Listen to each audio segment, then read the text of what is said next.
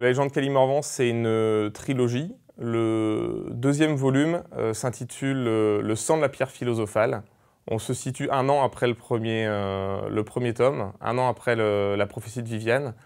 Et le seigneur Calig-Morvan, qui a un héritage très fort au niveau des Templiers et de la pierre philosophale, c'est-à-dire des alchimistes, va se retrouver pris au piège un petit peu avec cet héritage. Et une caste d'alchimiques va le contacter pour essayer de trouver cette pierre philosophale, la fameuse pierre qui transforme le plomb en or. Donc ça, c'est la vision de base.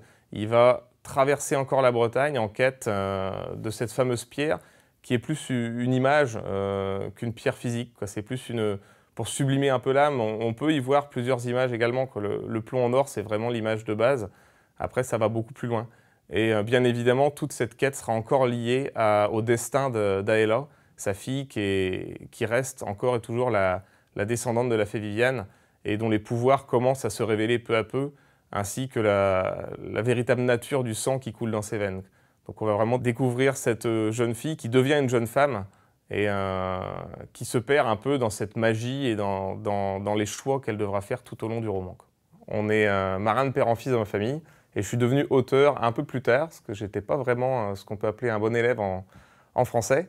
Et c'est venu un peu tard, le goût de la littérature. Et quand j'ai commencé à écrire il y a 6-7 ans, je ne me suis jamais arrêté en fait. J'ai continué à écrire et sans plus m'arrêter.